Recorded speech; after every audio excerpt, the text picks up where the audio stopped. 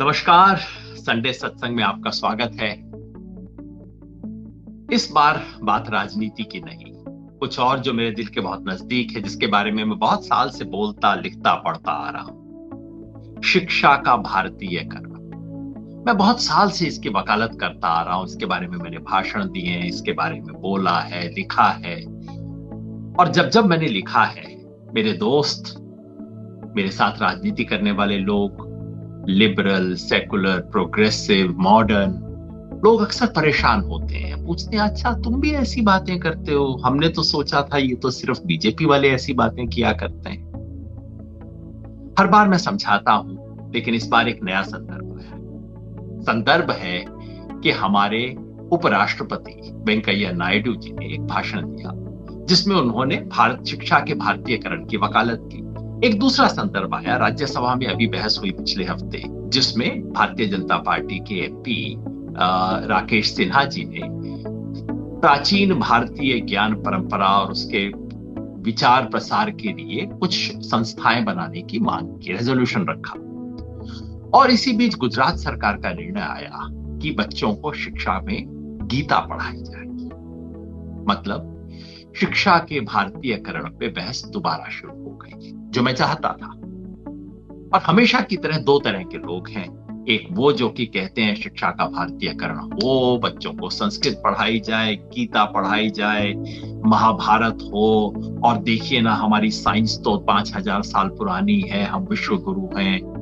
और दूसरी तरफ वो जो कहते हैं सब बकवास है, ये तो सेफ्रनाइजेशन है, इससे तो कम्युनलिज्म हो जाएगा, इससे तो देश डूब जाएगा, हमें मॉडर्न बनना चाहिए, प्रोग्रेसिव बनना चाहिए, हमें इंग्लिश पढ़नी चाहिए, हमें आज दुनिया के फ्लो के साथ चलना चाहिए। मुझे हमेशा लगा है कि ये दोनों बातें बिल्कुल निहायत गलत हैं। और हमारे देश के समझदार लोग शिक्षा के भारतीयकरण पे इन दो खेमों में बढ़ जाते हैं। वही इस देश की सबसे बड़ी ट्रेजेडी है कि हम इंडिया की शिक्षा के इंडियनाइजेशन की बात पे कायदे से, समझदारी से बात नहीं कर सकते। ये मुझे हमारी शिक्षा पद्धति की सबसे बड़ी कमजोरियों में से नजर आता है। शिक्षा के भारतीयकरण पे सोचने के दो तरीके हो सकते हैं। एक तो वो है जो चाहते ही नहीं है शिक्षा का भारतीयकरण, उनके बारे में मैं बात करूंगा। लेकिन भारतीयकरण अगर हो तो कैसा हो? मैं बार बार कई सालों से यह सवाल उठा रहा हूं कि सवाल ये नहीं है कि शिक्षा का भारतीयकरण होना चाहिए कि नहीं, बिल्कुल होना चाहिए। आज जिस किस्म की शिक्षा पद्धति हमने इस देश में बनाई हुई है, वो इस देश की जरूरत के लिए, इस देश के संस्कार के लिए, इस देश की ज्ञान परंपराओं के लिए ठीक नहीं है, अनुपयुक्त है। उपराष्ट्रपति बिल्कुल सही बोलते हैं। सवाल ये नहीं है कि इंडियनाइजेशन हो या ना हो, सवाल ये है कि इंडियनाइजेशन कैसे हो। इसके दो तरीके हैं, लेकिन पहले मैं बताऊं कि मैं उपराष्ट्रपति जी की बात से सहमत क्यों। वैसे खतरे से खाली नहीं है, और आजकल ऐसा राजनीतिक माहौल इस देश में बन गया है कि अगर मैं एक बात कह दूंगा कि मैं वेंकैया नायडू जी की बात से सहमत हूं, तो कल देखिएगा कहीं ना कहीं कमेंट में आ जाएगा, क्यों भैया बीजेपी में जाने की तैयारी है, हो गया ना, बस इनका भी, यादव जी का भी हो गया, देखो नीचे खाकी चड्डी थी पता लग गई। ये सब चीजें आ जाएंगी क्योंकि हमने इस देश में बातचीत का माहौल ऐसा बना रखा है। लेकिन सच बोलना धर्म है, सही बात बोलनी चाहिए। धीरे धीरे समय के साथ लोगों को समझ आ जाती है। वैसे मैंने इस विषय पे कोई 3 साल पहले गुजरात विद्यापीठ अहमदाबाद में एक भाषण भी दिया था, तो आप में से जो साथी चाहें उसको देख भी सकते हैं। सबसे पहले मैं कहूंगा कि मैं क्यों उपराष्ट्रपति जी की बात से सहमत हूं। उन्होंने कहा कि हमारे देश पर एक ऐसी शिक्षा व्यवस्था लाद दी गई है जो हमारे लिए अनुपयुक्त है। बिल्कुल सही बात है। आप पढ़े लिखे हिंदुस्तानी को देखिए, उसे अमूमन सच कहूं तो उस पढ़े लिखे हिंदुस्तानी को, एजुकेटेड इंडियन को अपने इंडियन होने पे शर्म आती है। उसको अपनी चमड़ी के रंग से दिक्कत होती है, अपने देश के कपड़ों से दिक्कत आती है, अपने देश की भाषा से दिक्कत आती है। तो हमारी मॉडर्न एजुकेशन का प्रोडक्ट ये है कि हमने ऐसे हिंदुस्तानी पैदा किए हैं जो कि अपनी सभ्यता संस्कृति से ना सिर्फ कटे हुए हैं, ना सिर्फ अनजान है उसके बारे में, बल्कि उस पे नफरत करते हैं, उसको बैकवर्डनेस समझते हैं। अपनी माँ को, प्रेमचंद की कहानी है ना, जो बड़े बाबूजी वाली, जिसमें वो अपनी माँ को छुपा के रखता है, अफसर बन गया, अपनी माँ को छुपा के रखता है। ज्यादातर पढ़े लिखे हिंदुस्तानियों के साथ यही समस्या है, वो अपनी माँ को, अपनी माँ से इतना शर्मिंदा होते हैं कि अपने दोस्तों के सामने अपनी माँ को पेश नहीं करना चाहते। हमारी दिक्कत सिर्फ सांस्कृतिक नहीं है, दिक्कत ये भी है कि इस देश की आधुनिक शिक्षा व्यवस्था जिस तरह की है, उसकी वजह से हमारी सारी पढ़ाई लिखाई रिसर्च किसी और की समस्याएं सुलझाने पे लगती है।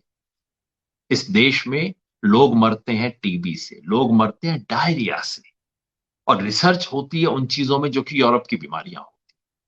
इस देश में जरूरत है एक ऐसे फ्रिज की जो बगैर बिजली के चल सके। मैं बहुत सालों से बात कह रहा हूं, रिसर्च इन चीजों पे होनी चाहिए, रिसर्च होनी चाहिए।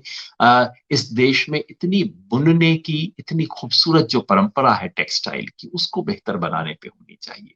हम रिसर्च किसी और के एजेंडा पे करते हैं। तो उपराष्ट्रपति सही कहते हैं, उन्होंने भाषा का भी जिक्र किया और मुझे अच्छा लगा उन्होंने जिक्र किया, क्योंकि कई बार मुझे शक होता था वो जिस तरह से अंग्रेजी का व्यवहार करते हैं तो मुझे लगता था कि कहीं वही तो अंग्रेजी से आक्रांत नहीं है। उन्होंने भाषा का जिक्र किया, कहा हम अपनी भाषाओं से क्यों शर्माते हैं, हम अपनी भाषाओं में क्यों नहीं कर सकते अपनी बातचीत, अपनी शिक्षा। बिल्कुल सही बात कही, मैं एकदम सहमत हूं। लगे हाथ थोड़ा हल्के हाथ से ये भी कह के, वैसे सेफलाइजेशन में ही क्या बुरा है? अरे साहब एक मिनट, थोड़ा रुक जाइए, बात करेंगे, इन सब पे भी आएंगे। सेफलाइजेशन अच्छा है बुरा है, क्या भारतीयकरण का मतलब सेफलाइजेशन है इस देश के अंदर? तो वो उन्होंने कहा भगवा से परहेज क्यों, मैं पूरा, हाँ, भगवा से परहेज क्यों ये कहते हुए उन्होंने कहा, मुख्य उन्होंने बात कही इंडियनाइजेशन। तो उससे जैसा मैंने कहा मैं सहमत हूँ। राज्यसभा में रेजोल्यूशन आया कि हम भारतीय ज्ञान परंपराओं को बनाने बचाने का काम क्यों नहीं करते। बिल्कुल सहमत हूं, करना चाहिए हमारे को ये सब चीजें। अगर हम इस देश में, मतलब ऐसा क्यों है कि संस्कृत के सबसे बड़े सेंटर्स भारत से ज्यादा भारत के बाहर है, हाइडेलबर्ग में है, शिकागो में है, कोलंबिया में है। इन सब की क्यों क्यों हम इस देश में संस्कृत ज्ञान विद्या के सबसे बेहतर, सबसे बेहतरीन सेंटर, संस्कृत के, अरेबिक के, क्लासिकल तमिल के, क्लासिकल कन्नड़ के, इसके सेंटर भारत में नहीं बनेंगे तो कहां बनेंगे? बिल्कुल इसका प्रमोशन होना चाहिए, इसमें कोई शक नहीं। तो उनकी बात से मैं सहमत हूं। सवाल ये है जो मैंने कहा कि इंडियनाइजेशन कैसे हो, इसके दो रास्ते हैं। और यहां मेरे ख्याल से राकेश सिन्हा जी का और मेरा रास्ता कुछ अलग अलग दिशा की तरफ लेके जाएगा। शायद वेंकैया नायडू जी का और मेरा रास्ता भी अलग अलग हो जाएगा, इतनी बात से सहमत होने के बाद। एक रास्ता है जिसको मैं तड़का अप्रोच कहता हूं। तड़का मतलब छौंक, पंजाबी में तड़का बोलते हैं छौंक को। यानी कि सब्जी पूरी बना ली आपने, दाल पूरी बना ली, और अंत में बस छौंक लगा दिया ताकि दिखे, और गंध जो है छौंक की आती है, आपको दाल की नहीं आती।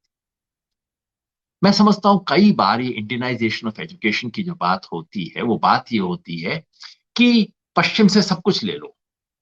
तंत्र शिक्षा का पश्चिम का, बिल्कुल पश्चिम की नकल करते हुए हम तंत्र बनाते हैं, वैसे स्कूल वैसी यूनिवर्सिटी बनाने की कोशिश करते हैं, बन नहीं पाती, वो हिंदुस्तानी प्रॉब्लम है, लेकिन हम बिल्कुल उसकी कोशिश करते हैं। तो पश्चिम से तंत्र उधार ले लो, अंग्रेजी मीडियम में पढ़ाओ, अंग्रेजी बच्चों के ऊपर खामखा ला दो, और सब्जेक्ट वही, सब कंटेंट वही जो कि आज आज तो नहीं, आज से 50 साल पहले वेस्ट में पढ़ाया जाता, क्योंकि वो आगे चले जाते हैं, हम उनकी पुरानी चीजों की नकल करते रह जाते हैं।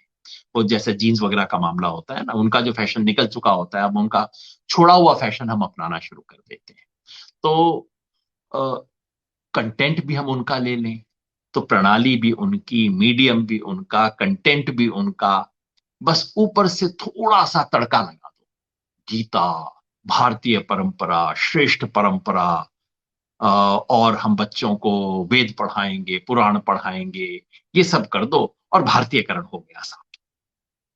ये भारतीयकरण नहीं है, ये ड्रामा है भारतीयकरण के नाम पे, लिफाफेबाजी है। मैं राजनीति नहीं कहूंगा क्योंकि बहुत, ये तो बहुत छिछले दर्जे की राजनीति है। ये छिछले तरीके का भारतीयकरण है जिसकी बात की जा रही है।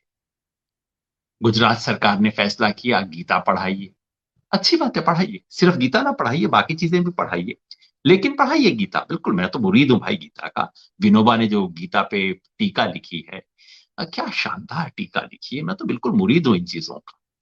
लेकिन एक बात बताऊं, ये स्कूल में गीता को कोर्स में पढ़ाने से बच्चों का कोई नैतिक संस्कार नहीं बनेगा।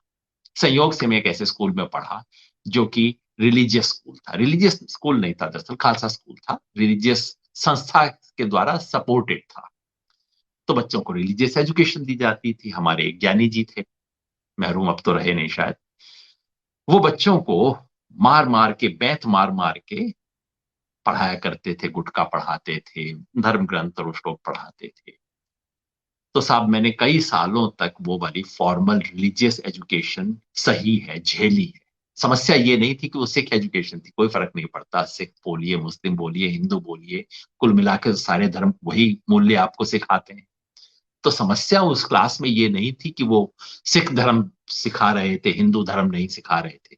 समस्या ये थी कि वो बच्चों को मार मार के, ये जो होता है ना यहाँ पे वो लकड़ी का फूटा होता था, जिससे यह मारते थे। अगर कोई बच्चा ठीक ढंग से प्रोनाउंस नहीं करता था, कोई बच्चा ठीक ढंग से ध्यान नहीं दे रहा था क्लास में, और कई बार पेड़ के नीचे पढ़ाते थे तो वहीं से टहनी तोड़ लेते थे और उससे मारते थे।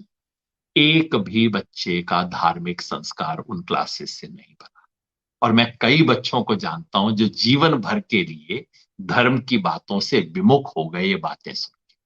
तो जो कोई सोचता है कि क्लासरूम के अंदर बच्चों को नैतिकता पे लेक्चर देने से और कोई धर्म ग्रंथ के श्लोक रटाने से उसका कोई संस्कार बन जाएगा, कृपया करके ऐसा ना सोचिए। दुनिया की कोई पेडागोजी ऐसा नहीं कहती, कहीं नहीं बनता है। बच्चों को नफरत जरूर हो सकती है इन सब चीजों से, कोई बच्चा सीखता नहीं।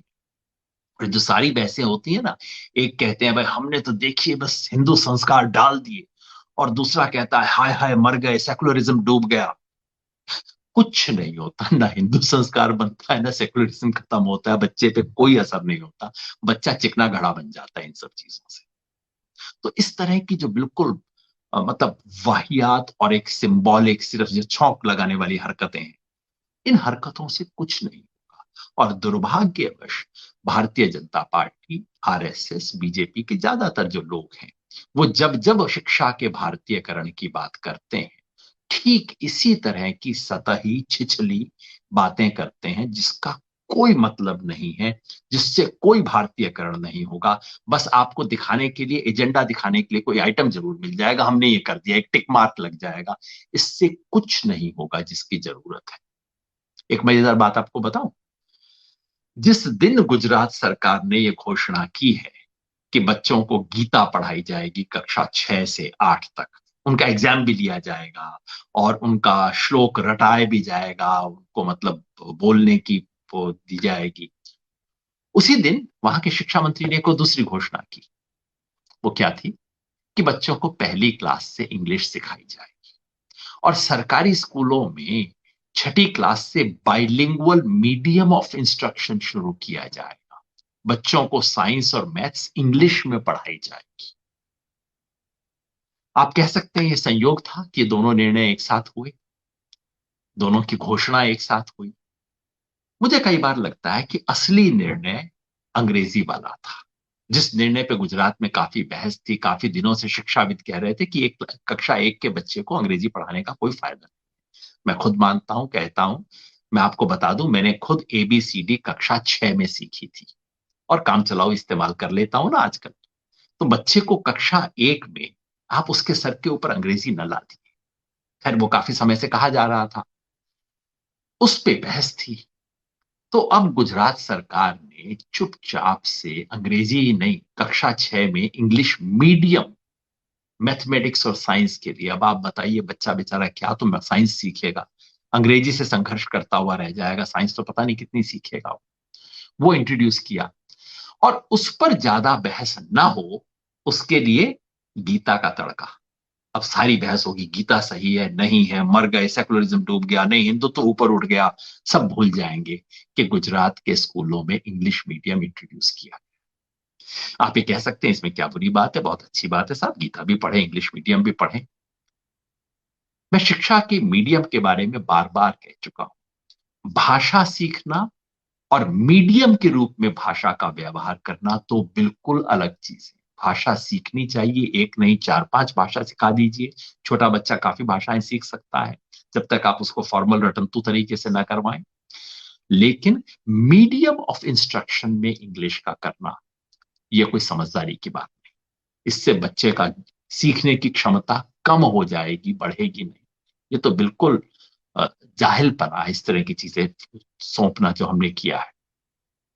अब आप पूछेंगे भाई आलोचना तो आपने कर दी, आपने उन लोगों की आलोचना कर दी जो कहते हैं कि मॉडर्न एजुकेशन बिल्कुल बढ़िया है, हमें इंडियनाइजेशन करने की जरूरत नहीं है। आपने उन लोगों की भी आलोचना कर दी जो इंडियनाइजेशन करते हैं। वैसे एक बात इसमें एक जोड़ना भूल गया था, वो भी बता दूं। ये इंडियनाइजेशन के नाम पे ना सारा क्या होता है, एक तो नॉर्थ इंडियनाइजेशन होता है, केवल उत्तर भारत की चीजें। हिंदी हिंदी राष्ट्रभाषा, राष्ट्रभाषा जैसा शब्द हमारे संविधान में नहीं है, लेकिन ज्यादातर पढ़े लिखे लोगों को पता भी नहीं है बात। हिंदी। दूसरा ब्राह्मणाइजेशन होता है, इसका ब्राह्मण जाति से कोई संबंध नहीं है। हमारे देश की जो ज्ञान परंपरा का एक हिस्सा जो सूत्रों में लिखा गया, ग्रंथों में लिखा गया, केवल उसी को परंपरा बताया जाता है। भैया कुम्हार के पास भी ज्ञान था, किसान के पास भी ज्ञान था, इस देश में तमाम बुनकर के पास भी ज्ञान है। वो सब ज्ञान ज्ञान नहीं, सिर्फ जो पोथियों में लिखा गया है वो ज्ञान है। तो इंडियनाइजेशन के नाम पे हिंदुआइजेशन, नॉर्थ इंडियनाइजेशन और ब्राह्मणाइजेशन ये किया जाता है। और किस तरह के नारे दिए जाते हैं कि साहब हम शिक्षा का भारतीयकरण इसलिए करना चाहते हैं क्योंकि राष्ट्रवाद है। दुनिया का कोई राष्ट्रवाद जो ये कहता हो कि आपको अपने राष्ट्र की बाउंड्री में ही सीखना है, इसके बाहर से कुछ नहीं सीखना है, वो दुनिया का सबसे मूर्ख देश होगा। ये एल्जेब्रा जो आप हम सिर्फ सीखते हैं, कहां से आया? अलजब्र। अलजब्र कहां से आया? अरेबिया से आया। कहिए हम राष्ट्रवादी हैं, एल्जेब्रा नहीं सीखेंगे? कहिए राष्ट्रवादी हैं, यूक्लिड को नहीं पढ़ेंगे? या फिर दूसरा आजकल बात रहती है, कहते हैं साहब कि हम अ, विश्व गुरु, हमारी परंपराओं में सब कुछ है साहब, विश्व गुरु है। तो मैं कहता हूं भैया जरूर हम विश्व गुरु होंगे, लेकिन किसी दूसरे को कहने का मौका दीजिए ना। खुद ही अपने मुंह से छत पे खड़े होके बोल रहे हैं हम विश्व गुरु हैं, हम विश्व गुरु हैं। या तो आपके सामने खड़ा होके कोई हंसेगा, या शालीन होगा आपके सामने नहीं हंसेगा तो मुंह फेर के आपके ऊपर हंसेगा। ये विश्व गुरु का खिताब दुनिया किसी दिन 100 साल बाद हमें दे दे, बहुत अच्छा होगा। हम अपने मुंह से देते हैं जब अपने आप को विश्व गुरु का खिताब, हम अपने अनपढ़ता को दर्शा रहे होते हैं और कुछ नहीं। खैर जैसे मैंने कहा ये तो सब आलोचना हो गई। अब आप पूछेंगे साहब तो फिर आप कहते हैं इंडियनाइजेशन आपको अच्छा लगता है और आप इसके भी खिलाफ है उसके भी खिलाफ है, तो चाहते क्या है? मैं इंडियनाइजेशन चाहता हूं, और इसलिए इसलिए नहीं कि हम विश्व गुरु हैं, इसलिए कि हमने भी, हमारा भी अंशदान है एक तो पूरी दुनिया के ज्ञान में जैसे चाइना ने ज्ञान दिया है, अरब ने दिया है, यूरोप ने दिया है, हमारा भी एक अंशदान है जिसे हमें पढ़ना चाहिए, समझना चाहिए। दूसरा, चूंकि हम इस मिट्टी की पैदाइश हैं, इस मिट्टी में जो संस्कार है, इस मिट्टी का जो हजारों साल का ज्ञान है इस देश का, सभ्यता का, वो मेरे सामान्य संस्कार का हिस्सा होना चाहिए। उसमें से कई चीजों को मैं रिजेक्ट कर दूंगा, कई चीजों के खिलाफ खड़ा हो जाऊंगा, लेकिन मुझे उसकी जानकारी होनी चाहिए। एक पढ़े लिखे हिंदुस्तानी को जब इस देश की परंपरा का, इस देश के धर्म ग्रंथों का, तमाम अलग अलग धर्मों के धर्म ग्रंथों का, इस देश की भाषाओं का ज्ञान नहीं होता, तो वो सिर्फ विश्व के ज्ञान के एक टुकड़े से वंचित नहीं हो रहा, वो अपनी जड़ से कट रहा है, जो बहुत खतरनाक बात है।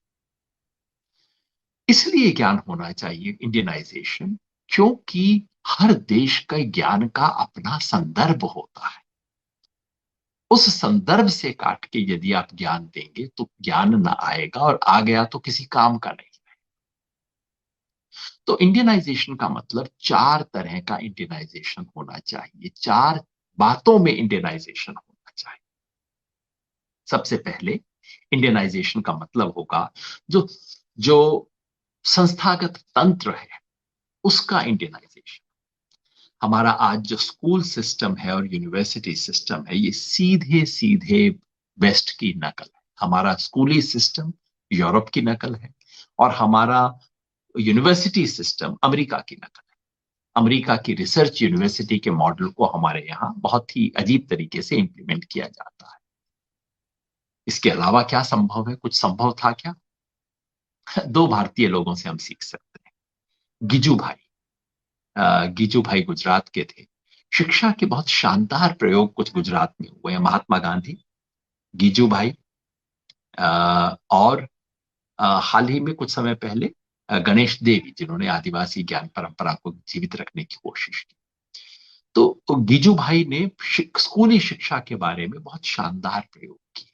देश में अलग तरह के स्कूल बनाने के बहुत प्रयोग, लेकिन सबसे शानदार और बड़ा प्रयोग हुआ है शांति निकेतन। शांति निकेतन केवल यूनिवर्सिटी नहीं है, वो स्कूल से शुरू होती है, यूनिवर्सिटी तक आती है। और जब उसको बनाया था तो उसको बनाने वाले में इतना स्वाभिमान था रविंद्रनाथ टैगोर में कि वो कहते थे कि मुझे यूरोप की यूनिवर्सिटी की नकल करने की जरूरत नहीं है, हम अपने अलग तरह की यूनिवर्सिटी बनाए। क्या वो करने की हमारी हिम्मत है? कम से कम दो चीज आप कर लीजिए जो की जा सकती है। पहला, कॉमन स्कूल सिस्टम, यानी कि हर जाति का, हर वर्ग का, बड़े बाप का, छोटे बाप का, बड़े खानदान का, छोटे खानदान का बच्चा एक ही स्कूल में पढ़े। अगर ये कर देंगे बहुत कमाल का इंडियनाइजेशन हो जाएगा। ये जो private education, public education, private school जो बन गए हैं, ये सब इंडियनाइजेशन की जड़ पर प्रहार करने वाला काम है। और दूसरा, कम्युनिटी कॉलेज, ये जिसमें लोग आए और ऐसी शिक्षा हो जो कि आपको काम से जोड़ती हो। शिक्षा प्रणाली, इस पे अलग से बात करेंगे। दूसरा है शिक्षा का तरीका। पहला है तंत्र, दूसरा है पद्धति। तंत्र का मतलब सिस्टम और पद्धति का मतलब method of education, pedagogy. Pedagogy में दो बड़ी चीजों को इंडियनाइज करने की जरूरत है। पहला, भाषा। मैं कह कह के थक गया हूं, मगर पता नहीं ये पढ़े लिखे हिंदुस्तानियों के दिमाग में ये बात नहीं आती है। वो ये कि अंग्रेजी सीखिए, खुशी से सीखिए, सिखाइए, सबको सिखाइए। आजकल हम अपने गांव में प्रयोग कर रहे हैं। पिताजी के जाने के बाद उस घर को हमने लाइब्रेरी बना दिया है, बच्चों को शिक्षण में इस्तेमाल करते हैं। और मैं देख रहा हूं कितनी भूख है बच्चों के अंदर कि अंग्रेजी आ जाए, बस अंग्रेजी चाचा जी बस सीख जाऊं, वो करना है कर। अंग्रेजी की जरूरत है, आप सीख लीजिए। खासतौर पे चूंकि बाजार में चल रही है, नौकरी मिल रही है, जरूर अंग्रेजी सिखाइए। लेकिन अंग्रेजी सीखने के लिए इंग्लिश मीडियम एजुकेशन की जरूरत नहीं। इंग्लिश मीडियम एजुकेशन इस देश के सामान्य स्कूल में, इसका मतलब ये होता है कि ना बच्चे को अंग्रेजी आती है, ना माँ बाप को अंग्रेजी आती है, और ना ही टीचर को अंग्रेजी आती है, और वहां इंग्लिश मीडियम एजुकेशन हो रही है। इससे बड़ा मजाक हो नहीं सकता शिक्षा के साथ। पूरी दुनिया की हर रिसर्च ये कहती है कि बच्चे को जिस भाषा में माँ उससे बात करती है, जिस भाषा में वो अपने मोहल्ले के बच्चों के साथ खेलता है, उस भाषा में बच्चे को शुरू में शिक्षा दीजिए। इसका कोई सब्स्टिट्यूट, या आप कंपल्सरी बना दीजिए कि माँ भी बच्चों से अंग्रेजी में ही बात करेगी। तो मेथड में जो बदलाव की जरूरत है, पहला ये कि हम शिक्षा का मीडियम जो है वो माँ की बोली के नजदीक रखें। और अलग अलग स्टेप में, प्राइमरी स्कूल में माँ की बोली, और माँ की बोली का मतलब ये नहीं कि बागड़ी इलाके में हिंदी नहीं साहब, बागड़ी इलाके में बागड़ी, भोजपुरी में इलाके में भोजपुरी, अवधि में अवधि, तो अगर कर्नाटका के तुलु इलाके में तुलु। तो प्राइमरी में बच्चे को मातृभाषा में शिक्षा दीजिए। आगे आते ही उसको जो स्टैंडर्डाइज्ड भाषा है, हिंदी है, कन्नड़ है, मराठी है, उसमें आप शिक्षा देना शुरू कीजिए। इस सब के बीच उसको अंग्रेजी सिखाइए, कोई एक दूसरी भाषा सिखाइए, हिंदी सिखाइए, उत्तर प्रदेश वाले को कन्नड़ भी सिखा दीजिए, सीख जाएगा बच्चा, लेकिन भाषा के रूप में बिना प्रेशर डाले उसको सिखाइए। और जब जो बच्चे आगे शिक्षा में ऊंची शिक्षा हासिल करना चाहते हैं, उनको धीरे से इंग्लिश मीडियम में या तो शिफ्ट कीजिए, या फिर उनको इंग्लिश पढ़ना सिखा दीजिए। ये हिंदुस्तानी खड़ दिमागी है, और ये हमारी सांस्कृतिक गुलामी की निशानी है कि हर हिंदुस्तानी अंग्रेजी बोलना चाहता है, पढ़ना नहीं चाहता। अंग्रेजी से ज्ञान क्यों, कहां से मिलेगा? पढ़ने से। अंग्रेजी बोलने से कोई ज्ञान नहीं मिलता। सिर्फ आप दोस्तों को, गर्लफ्रेंड को इंप्रेस कर लो तो वो खेल है। ये केवल सत्ता के खेल है, एक इंफीरियोरिटी कॉम्प्लेक्स से ग्रस्त समाज के सत्ता के खेल। ज्ञान नहीं है इसमें। ज्ञान चाहिए तो अंग्रेजी पढ़ना सीखिए। हमारे विद्यार्थी हायर एजुकेशन में अंग्रेजी पढ़ सके, क्योंकि बहुत कुछ ज्ञान है जो अब केवल अंग्रेजी के थ्रू मिलता है। हमें स्पेनिश का ज्ञान भी अंग्रेजी से मिलता है, फ्रेंच का भी, चाइनीज भी अंग्रेजी के थ्रू मिलता है। लेकिन लिखें अपनी भाषाओं, ऐसी हम उच्च शिक्षा बनाए। इस दिशा में आजकल कुछ प्रयोग हो रहे हैं। हमारे मित्र राहुल देव हमें बताते रहते हैं कि मेडिकल कॉलेज, इंजीनियरिंग कॉलेज में शिक्षा हिंदी और भारतीय भाषाओं में हो सकती है। ये बहुत शानदार कदम है, इनका जितनी सराहना की जाए कम है। अगर जापान के लोग अपने मेडिकल कॉलेजेस में जैपनीज में पढ़ सकते हैं, तो हिंदुस्तानी हिंदी, तमिल, मराठी में क्यों नहीं पढ़ सकते? तो मीडियम ऑफ इंस्ट्रक्शन बदलिए। अगर हिम्मत है ना, ये जो सारे लोग कूद कूद के भारतीयकरण करेंगे, भारतीयकरण करेंगे, हिम्मत है तो अंग्रेजी मीडियम स्कूल की मोनोपोली को तोड़ के दिखाइए। तब मैं मानूंगा कि हाँ, आपको भारतीयकरण में एक धेला भी इंटरेस्ट है। इधर गीता का नाम लेते हैं और उसके नीचे से इंग्लिश मीडियम इंट्रोड्यूस करते हैं। ये भारतीयकरण नहीं है, धोखा है, फ्रॉड है ये। मेथड में एक दूसरी चीज जिसका भारतीयकरण होना चाहिए वो ये कि केवल और केवल ग्रंथों की शिक्षा मत दीजिए। ये जो केवल बुद्धि की बातें, केवल ज्ञान जो लिखित परंपरा वाला ज्ञान है, केवल वो ज्ञान नहीं है। जैसा मैंने 2 मिनट पहले कहा था, बुनकर का भी ज्ञान है, कुम्हार का भी ज्ञान है, किसान का भी ज्ञान है, बहुत ज्ञान है। उस ज्ञान को सिखाइए, काम हाथ से काम करना सिखाइए। हमारी स्कूली शिक्षा का, हमारी शिक्षा की सबसे जो बुरी बात है उनमें से एक ये है कि हर जगह माँ बाप कहते मिल जाते हैं कि जी, किसान मेरे को मिलते हैं कहते हुए कि जी, अब तो देखो बच्चा स्कूल कॉलेज में आ गया, किसानी करने करेगा नहीं और नौकरी के लायक है नहीं। तो हमारी शिक्षा ने कुल मिला के हमें काम करने लायक छोड़ा नहीं। क्यों नहीं हमारे स्कूल में बच्चों को कुम्हार के पास लेके जाते? उससे कुछ सीखेगा, कम से कम अप्रिशिएट करना सीखेगा। क्यों नहीं बच्चों को खेत बागवानी में लेके जाते? हालांकि मुझे उससे याद आया कि ये भी प्रयोग हमारे यहाँ हुआ था गांधी जी के कहने पे, और हमारी शिक्षा व्यवस्था ने ऐसा कर दिया, मैं उसका खुद शिकार हूं। कक्षा 6 से 8 तक मुझे खेती बाड़ी सिखाया गया था। एक बार भी खेत लेके नहीं गए, किसी बागान में नहीं गए, किसी पौधे को हाथ लगा के नहीं देखा। बस उसकी ड्राइंग बनाते रहते थे और उनके नाम याद करते रहते थे। ऐसी नहीं, ऐसी शिक्षा जो सचमुच हाथ से काम करने को ज्ञान माने, क्यों नहीं कर सकते हैं? ये दो हम अपनी शिक्षा पद्धति में परिवर्तन करें। एजुकेशन का मीडियम, मीडियम ऑफ एजुकेशन में भाषा का सवाल, और हाथ से काम करने के ज्ञान। ये जो बुनकर है ना, बुनकर का काम, हम सोचते हैं कहाँ अनपढ़ लोग हैं, दिन में 100 रुपए कमाने वाले लोग होते हैं। कभी आपने सोचा कि वो बुनकर केमिस्ट्री भी करते हैं, फिजिक्स भी करते हैं, मैथमेटिक्स भी करते हैं। केमिस्ट्री, ये जो रंगरेज का काम है उनको रंगना, किस रंग से, ऑर्गेनिक केमिस्ट्री जो है यही तो है, किस किस रंग से लेके आप उसमें से क्या क्या रंग निकाल रहे हैं, ये केमिस्ट्री है। जो उसका बुनकर का वो जो जब बुनते हैं उसमें जो पूरी मूवमेंट है वो फिजिक्स है। और कभी आप किसी बुनकर जो 3 4 कलर की चीजों को एक साथ बुन रहे हैं, उनके पास खड़े होके 1 2 घंटा देखिए। डिजाइन के कार्ड्स होते हैं आजकल जिसके जरिए वो करते हैं, बुनते हैं, बिल्कुल प्योर मैथमेटिक्स है, जिसको बाइनरी बाइनरी बोलते हैं ना, 0101 का कोड जो होता है, बिल्कुल उस कोड का इस्तेमाल करते हुए बुनकर कर।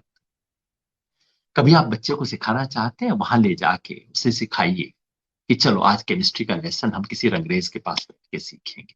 आज चलो फिजिक्स में मूवमेंट हम जाके देखते हैं, किसी करघे पे बैठ के देखते हैं।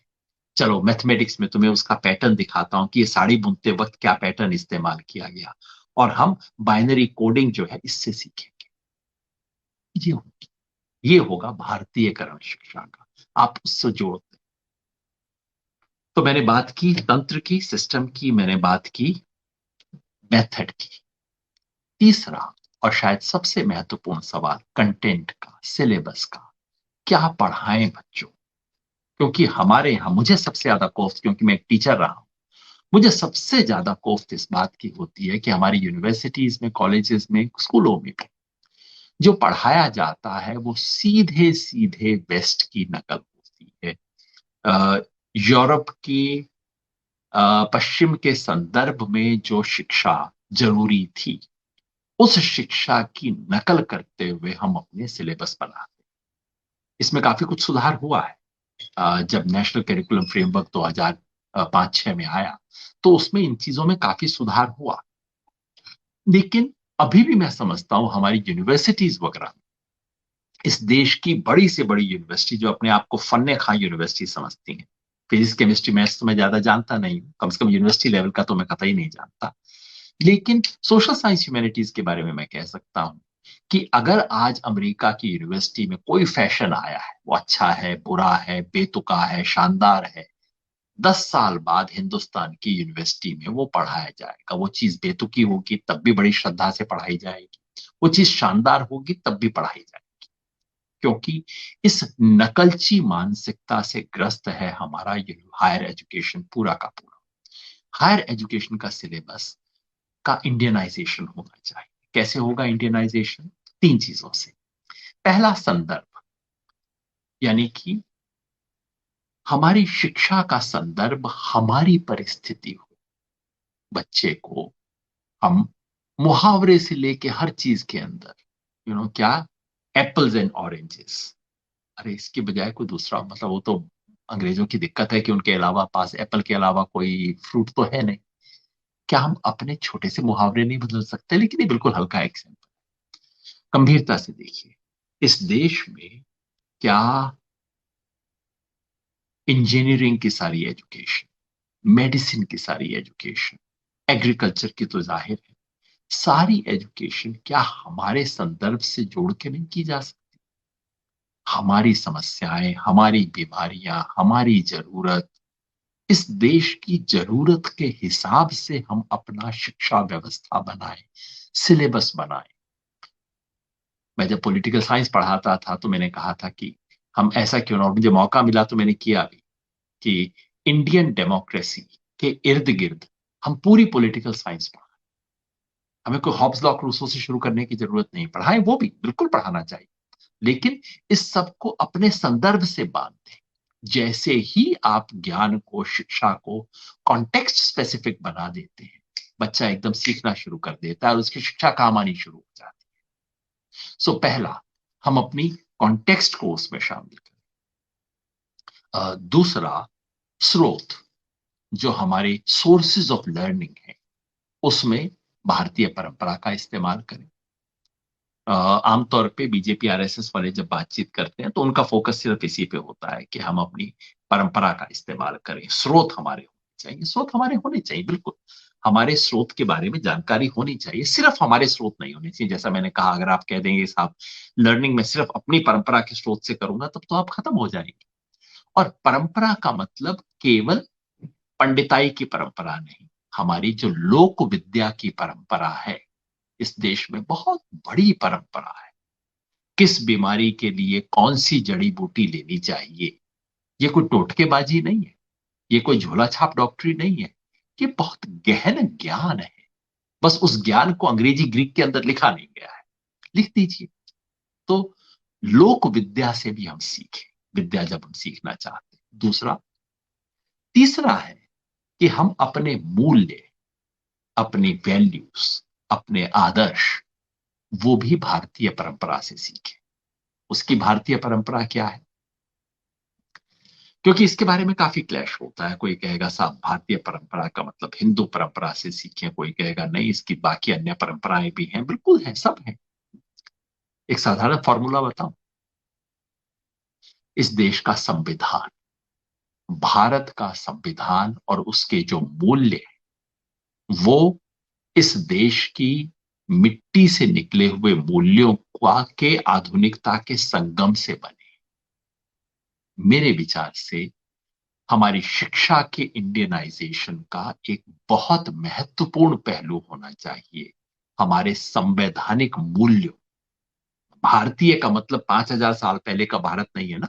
भारतीय का मतलब 26 जनवरी 1950 वाला भारत। हमारे संवैधानिक मूल्यों को सिखाना, पढ़ाना, उन संवैधानिक मूल्यों में आस्था बनाना हमारी शिक्षा का एक मूल उद्देश्य होना चाहिए। और मुझे लगता है कि वो सब, उसमें हमारी शिक्षा पद्धति असफल हुई है कि तथाकथित मॉडर्न एजुकेशन सिस्टम जो हमारे देश में बना, उसने लोगों के दिलो दिमाग पे कोई असर नहीं किया। जैसे मैं उदाहरण दे रहा था ना, अपना स्कूल में जो हमारे यहाँ धार्मिक शिक्षा मिलती थी, इसी तरह से ये जो साइंटिफिक एजुकेशन, मॉडर्न एजुकेशन मिली है, लोगों को कंप्यूटर चलाना आ जाता है, गणित करना आ जाता है, काउंटिंग करनी आ जाती है, इक्वेशन सॉल्व करने आ जाते हैं, लेकिन उनके दिमाग पे, उनके मूल्यों पे क्या अच्छा है क्या बुरा है, इसमें कोई असर हमारी शिक्षा पद्धति नहीं डालती। ये बहुत बड़ा फेलियर है। और आज हम जो देश में देख रहे हैं कि लोकतंत्र का आप गला घोंट दीजिए, किसी को फर्क नहीं पड़ता। हाँ जी, काम देखिए, मतलब राशन तो दे दिया। ये जो मानसिकता बनती है, वो इसलिए बनती है क्योंकि हम संवैधानिक मूल्यों, संविधान के मूल्य लिखे हुए हैं संविधान में, उसके उसकी शिक्षा और उसके प्रति आस्था जगाने का काम हम नहीं कर पाए। तो ये तीसरा, कैरिकुलम बदलने का काम बहुत लंबा काम है और इस पे विशद चर्चा की जरूरत है। मैं सिर्फ कुछ संकेत स्वरूप चीजें रख रहा हूं।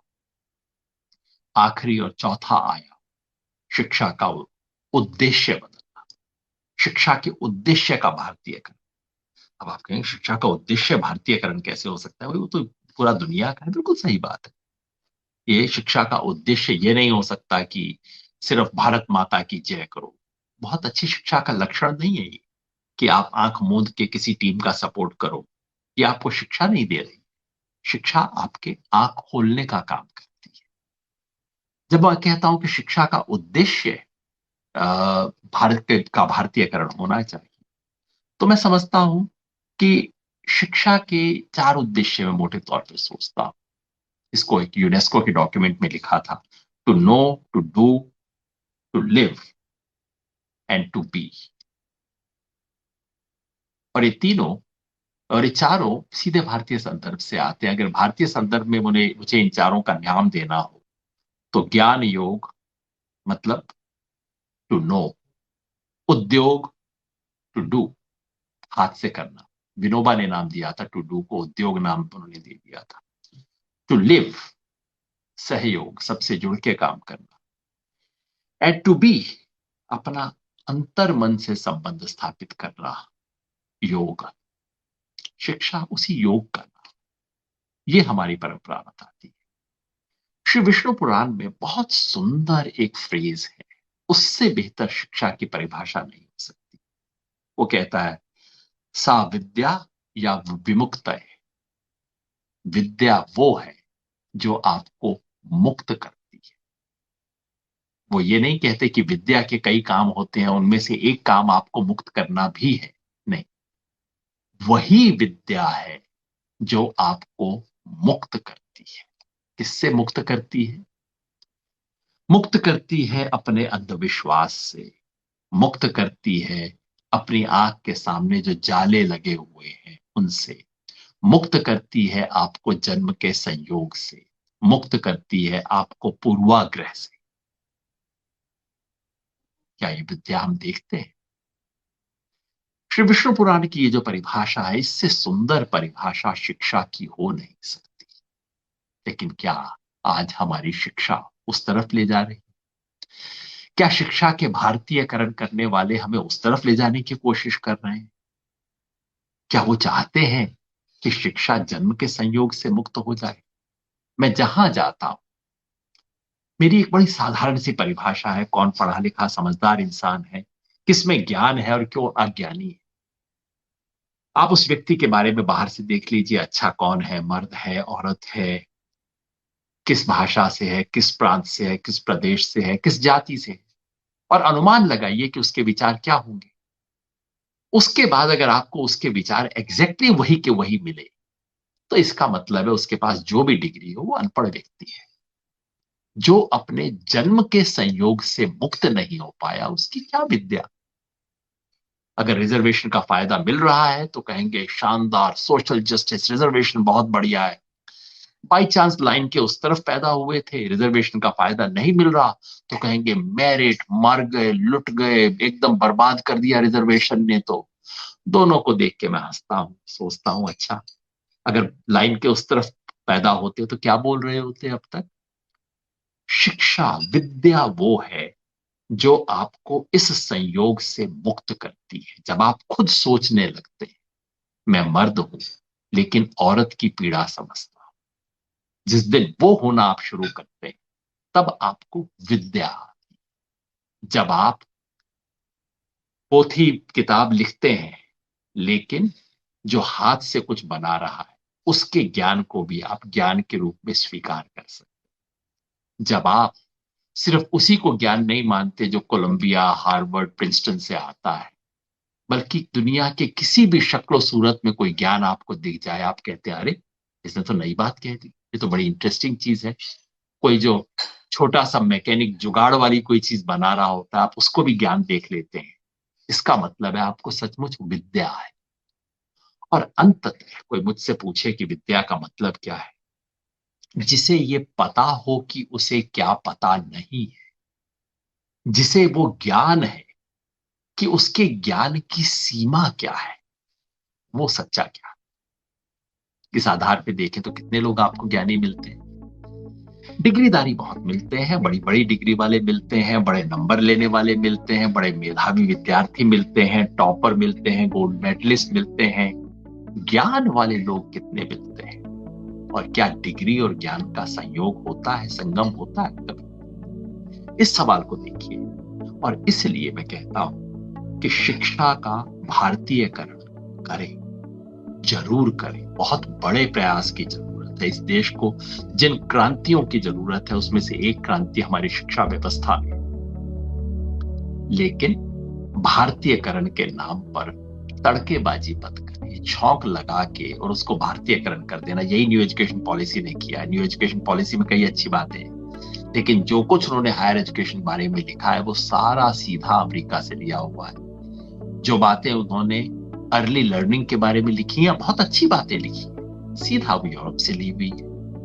और ऊपर से थोड़ा सा तड़का भारतीय परंपरा, ये वो थोड़ा जुमलेबाजी से कर दी। जुमलेबाजी न कर, शिक्षा के भारतीयकरण को एक गंभीर प्रोजेक्ट बनाएंगे तो आप पाएंगे कि आप इस देश के बड़ी बड़ी इंटरेस्ट, बड़े बड़े संस्थान, बड़े बड़े धंधा सेठों और बड़े बड़े सामाजिक प्रेजुडिसेस से आपको मुकाबला करना पड़ेगा, क्योंकि अंततः शिक्षा के भारतीयकरण का सवाल इस देश के सच्चे लोकतांत्रिकरण से जुड़ा है।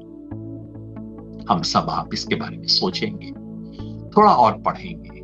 पढ़ना चाहें 2-3 सुझाव देके अपनी बात समाप्त करूंगा। कृष्ण कुमार करके बहुत बढ़िया शिक्षाविद इस देश में, एनसीईआरटी के डायरेक्टर भी थे, हिंदी में भी किताबें लिखी हैं, अंग्रेजी में भी लिखी हैं। उनका लिखा हुआ कुछ भी आपको मिले, पढ़िएगा। उन्होंने agenda of education, political agenda of education करके पुस्तक लिखी थी, उसको आप पढ़ें।